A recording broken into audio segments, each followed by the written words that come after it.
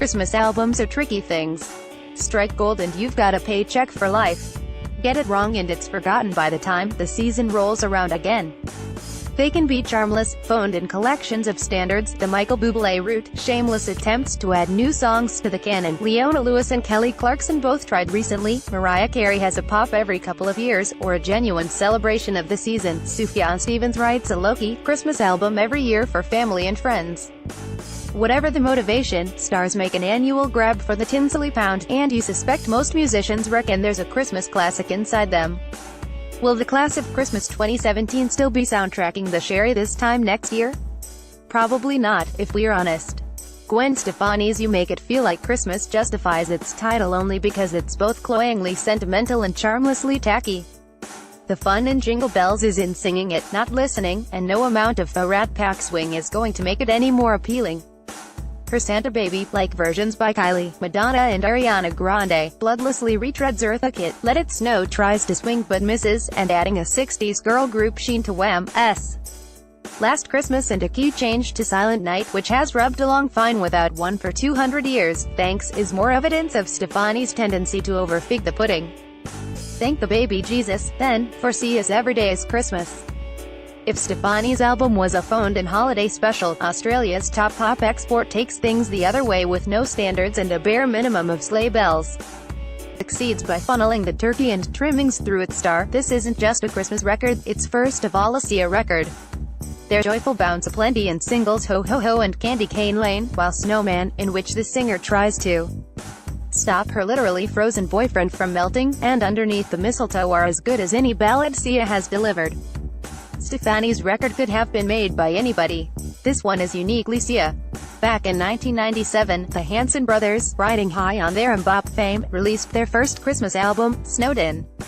Though rarely bothering the charts since, the trio have never stopped making music, and mark the anniversary of their commercial peak with Finally It's Christmas, an album as forgettable as the past 2 decades of their career. There's a passable run at the Eagles' Please Come Home for Christmas, a too sugary take on All I Want for Christmas Is You, and a chirpy version of Wonderful Christmas Time that shoehorns in a brand new chorus. You'd admire the chutzpah of rewriting Paul McCartney if the result weren't so bland. At least Chicago rock veterans Cheap Trick know how to have a good time. Their album Christmas Christmas swings for the same sonic space as Hanson, but does it with far more unpolished fun. You can feel the proper, boozy cheer as the band jam the faders up and rock out unashamedly. On Chuck Berry's Run Run Rudolph and the Ramones' Merry Christmas, I Don't Want to Fight Tonight.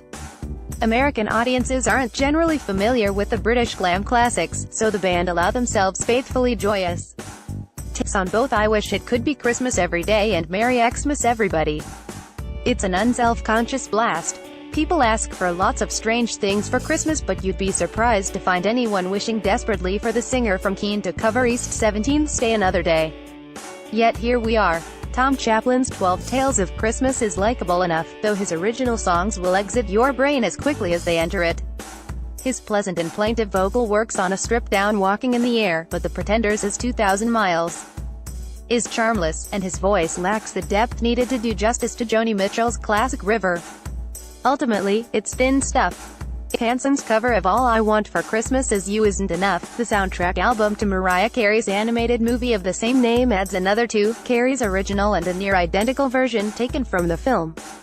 A handful of Carey's Christmas songs, including an unremarkable new one and a few sub-high school musical tunes from the movie, are harmless enough, but this is inessential for anyone over the age of 7. Finally, there's Elvis Presley's Elvis Christmas, showing us how it's done.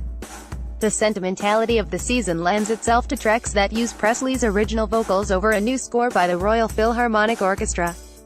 There's not much levity, save for the opening swing of Santa Claus is Back in Town, but Presley's voice on the gospel carols is untouchable.